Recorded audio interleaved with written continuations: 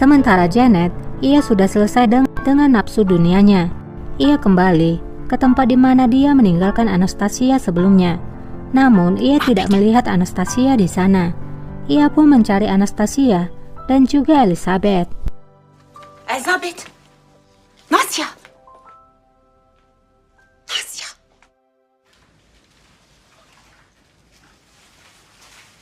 Anastasia yang masuk ke dalam ruangan rahasia pun terus berjalan. Ia melihat sebuah pintu dan ingin membukanya. Namun pintu itu tidak bisa terbuka. Ia pun kembali berjalan lagi.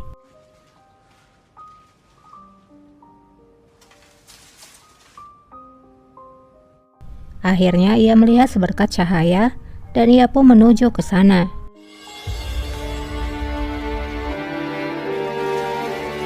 Rupanya tempat itu ada begitu banyak tanaman.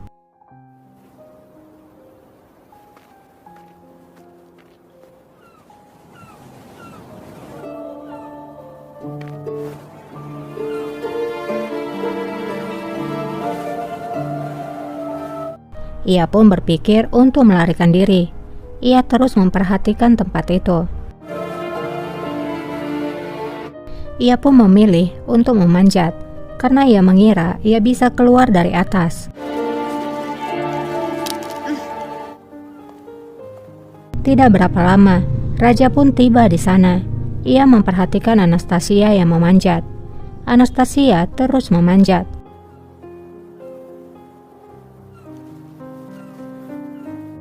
Dan raja pun tetap memperhatikannya.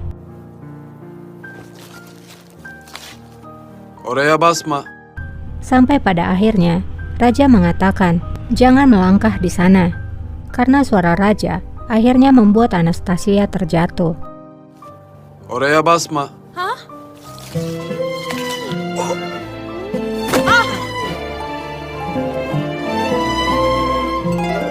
Ketika melihat wajah Anastasia, raja pun terheran-heran. Ia mengenali wajah itu.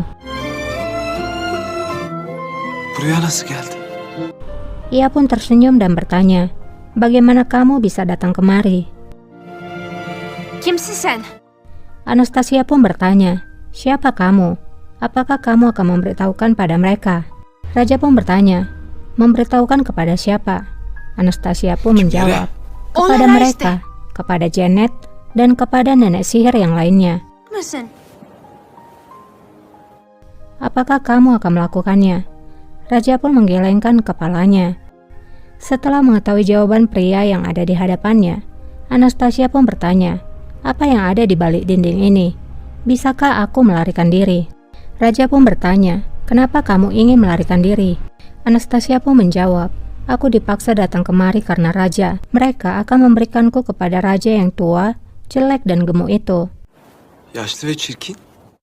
Raja pun heran dan bertanya, "Tua dan jelek?" Anastasia malah balik bertanya Sen lagi, hiç gördün mü? "Apakah kamu pernah melihat raja? Dia memakan hati setiap gadis kecil." Küçük kızları mı yiyormuş? Raja pun makin terheran. Ia bertanya lagi, "Dia memakan gadis kecil?"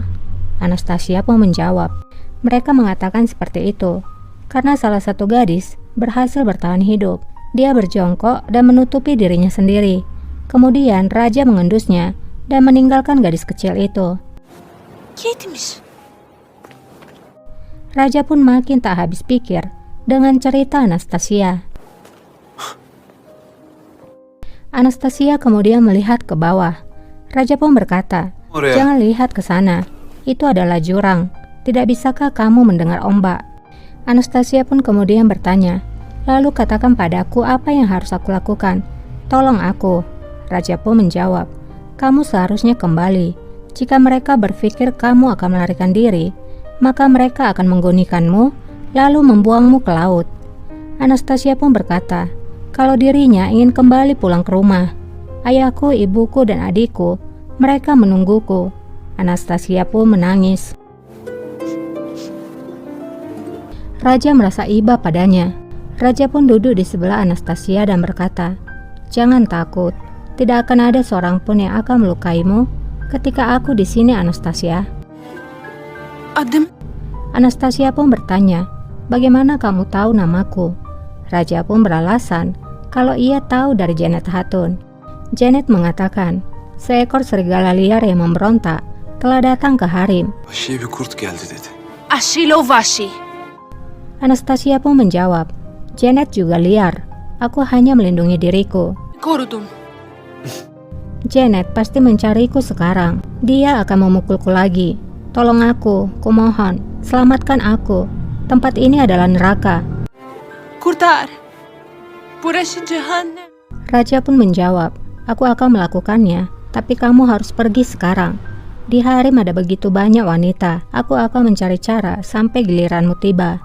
Lakukan saja apa yang aku katakan. Aku akan menemukanmu. Anastasia pun bertanya, siapa namamu? Raja pun berbohong dan tidak mengatakan sejujurnya. Ia mengatakan kalau namanya adalah Bahti. Bahti. Bakti. Bahti. Anastasia pun bertanya, mengapa kamu ingin membantuku, Bahti? Karena aku juga ingin keluar dari istana ini. Anastasia pun menjadi penasaran. Apakah mereka telah membawamu secara paksa juga? Di mana keluargamu? Tapi Raja tidak menjawab pertanyaan Anastasia. Sebaliknya, Raja menyuruh Anastasia untuk pergi. Pergilah sekarang, kamu harus kembali ke harem. Anastasia pun akan kembali melalui jalan pertama yang telah ia lalui.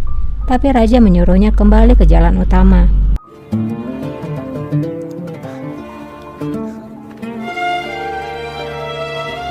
Saat kepergian Anastasia, wajah Raja nampak begitu sangat senang. Janet terus mencari Anastasia, dan ia pun akhirnya menemukan Anastasia. Anastasia.